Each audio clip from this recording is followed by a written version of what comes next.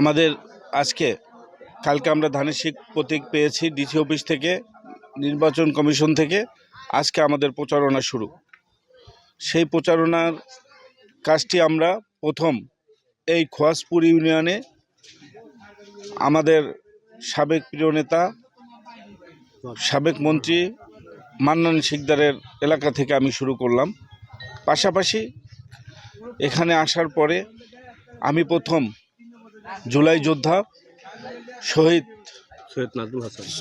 নাজমুল হাসানের কবর জিয়ারতের মাধ্যমে আমরা আজকের এই প্রচারণার কাজটি শুরু করলাম।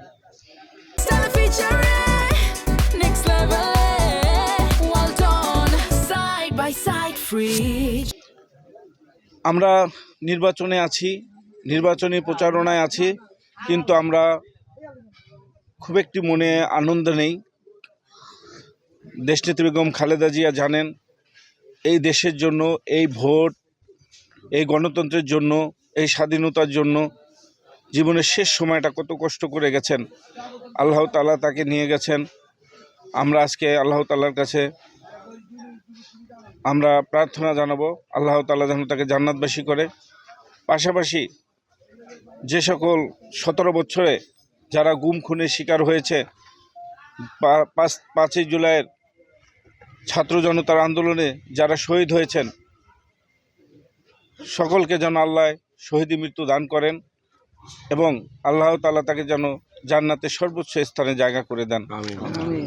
আমরা সেই শহীদদের প্রতি শ্রদ্ধা রেখে, গুম খুনের পরিবারদের প্রতি ভালোবাসা রেখে আগামী দিনের আমাদের প্রতিটি রাজনীতি কর্মীর যেন পথ চলা হয় স্বচ্ছ, আমরা যেন সততার সাথে থাকতে পারি, তাদের সেই ত্যাগের সম্মান যেন আমরা দিতে পারি, তাদের ত্যাগকে সামনে রেখে যেন আগামী দিনে আমরা রাষ্ট্র কাঠামো অবকাঠনের যে 31 দফা সেটি সুন্দর রূপে পালন করতে পারি, সেটিই থাকবে আগামী দিনের আমাদের ইচ্ছা এবং স্বপ্ন।